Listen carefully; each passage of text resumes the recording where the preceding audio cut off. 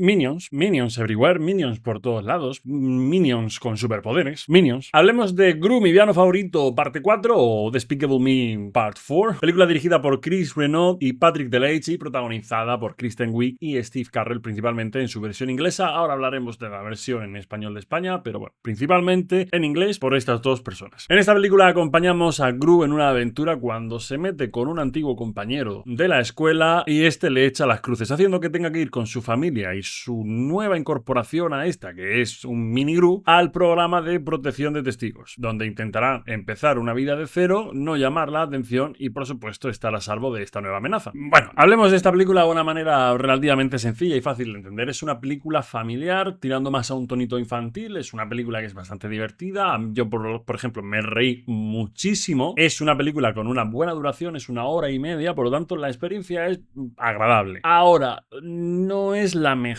película de la saga. Como digo, esta película está enfocada más para un público juvenil y se nota un poquito también en la estructuración, ya no solo de su propio guión, sino también de la narrativa de la propia cinta, pues parece como si fuesen sketches que los han unido para crear una película completa, ¿no? Manteniendo una línea argumental finita para no perderse por debajo, pero a fin de cuentas son más bien sketches unidos para formar un todo. Que ojo, no es malo, pero hay que tener en cuenta eso, que está cosida de esta forma. Recordemos que la historia de Gru, que empezó allá por el 2010, pues va de una persona que empieza siendo un villano y acaba como transicionando primero a antihéroe y ahora a una especie de héroe, pero un poquito distópico de lo que entendemos como una figura heroica. Entonces sí, es un héroe, pero tiene esa esencia del villano que ha sido durante muchísimos años. Esto nos lo van a recordar un poquito porque, como digo, en esta película ya no es un villano, es todo lo contrario, se dedica a cazarlos, pero nos lo van a recordar un poquito con esta nueva incorporación a la familia que es este bebé Gru Junior, Mini Gru, como lo quieras llamar, donde vamos a ver un poquito esa esencia propia del propio Gru que está en el bebé desde que es pequeñajo. De hecho, Gru y él no se llevan muy bien al principio, esto lo vemos en el tráiler, no es ningún spoiler, ¿vale? Y esto pues le va a dar pues cierto dinamismo a las interacciones que va a tener Gru con su familia ahora que ella por fin ha dejado toda la villanía de lado y se ha centrado en su propia familia y en ser pues un buen padre. ¿Qué ocurre con esto? Que una de las carencias que yo he visto es que dejamos un poquito a las tres niñas iniciales, que eran un núcleo bastante poderoso dentro de la dinámica familiar de estas cintas, las dejamos un poquito de lado. De hecho, prácticamente son inexistentes, son un mueble. Y esto yo creo que se debe a que han intentado abarcar demasiado y ya se dicen que el que mucho abarca poco aprieta, o como me gusta a mí decirlo, el que mucho abraza poco aprieta. No sé, me parece más bonita esta forma. Y una cosa que creo que sigue teniendo demasiado peso en estas películas son los Minions. De hecho, los Minions ya han tenido su película propia. ¿Película o película? Segundo. Hay dos,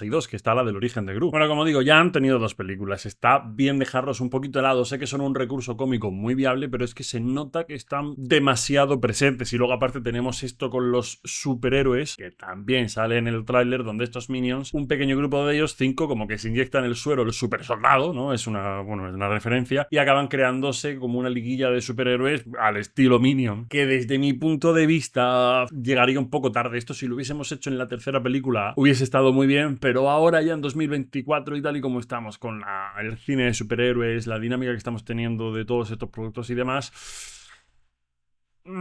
no sé, se siente fuera de lugar y fuera de tiempo. Pero lo peor es que siempre son un recurso cómico muy bueno, pero no de recursos cómicos vive al final una película. Creo yo que aunque sea una comedia, tiene que estar bien construida. Y esta importancia de los Minions dentro de la cinta, a mí personalmente me restaba bastante. Llega un momento en el que era en plan de joder, otra vez los Minions, de nuevo. Luego me reía, pero decía, por favor. Que también digo yo, también creo que todo esto de los superhéroes lo han hecho a lo mejor imaginando el éxito que iba a tener Deadpool y que a lo mejor resurgió un poquito, pero yo creo que principalmente esto lo han hecho para vender más muñecos, porque desde 2010 hasta ahora digo yo que todo Kiski que le gusten los Minions pues habrá tenido la oportunidad a lo largo de todos estos años de comprarse un muñeco y habrán dicho ya vamos a sacar un producto nuevo con 5 encima que son coleccionables por así decirlo y sacamos estos productos, vendemos los juguetes y seguimos sacando dinero de esta IP. Que es una estrategia de marketing perfectamente válida, Disney la ha usado también muchísimo a lo largo de los años y ya está. Y hablando de marketing vamos a hablar del doblaje de la versión de aquí de España, que está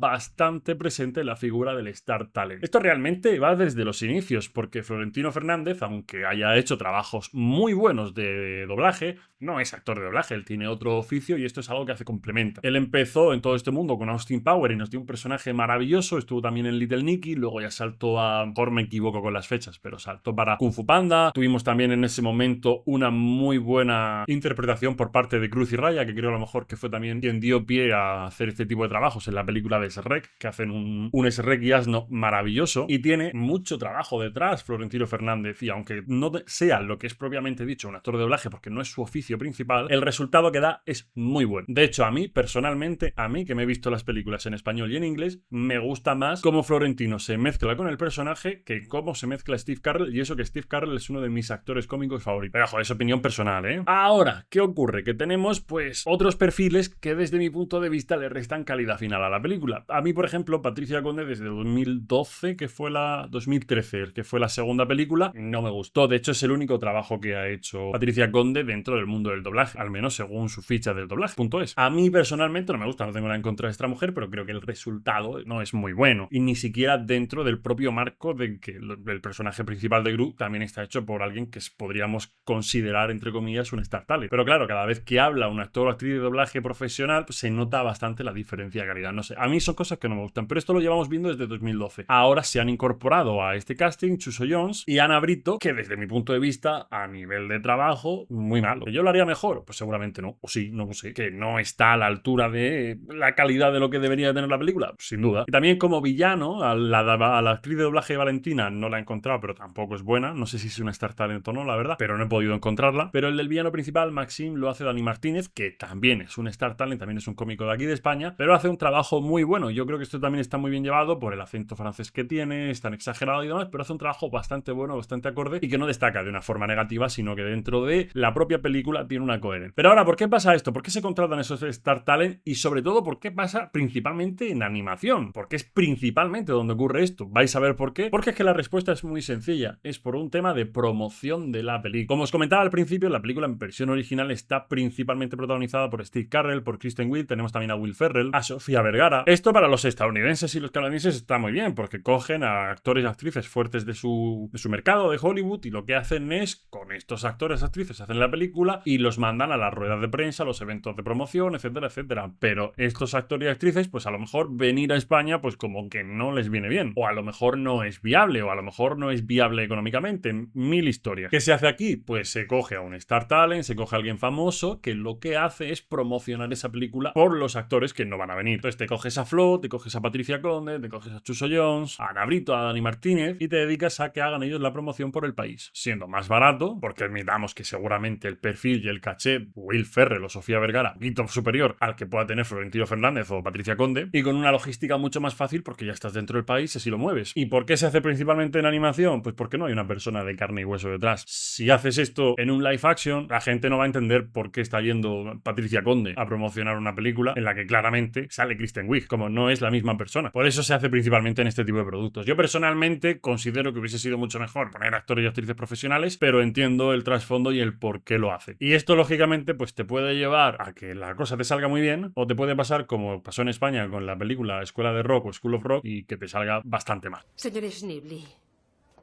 nos consideran la mejor escuela primaria del Estado y mantenemos esa reputación cumpliendo un estricto código de conducta, profesores incluidos. Oiga, por eso no se preocupe, yo soy un hueso. Si se pasan un pelo, no será un problema soltar un sopapo. Pero bueno, en principio es que la película no tiene mucho más, es la continuación, la película te da más o menos lo mismo que te dio en el pasado, tampoco potencia mucho más, tampoco innova mucho más, es una película entretenida, yo a lo mejor no la vería en el cine, la vería en casa tranquilamente con mis niños, porque es una película bastante agradable, si no tenéis niños la podéis ver, yo la he visto sin niños y la película está bastante disfrutable, pero seguramente es la peor de las 4, aunque sigue en la misma línea y en el mismo estilo. Y por eso a esta película yo le voy a dar 2,5 estrellas sobre 5. ¿Y tú qué opinas? ¿La has visto? Te leo en comentarios.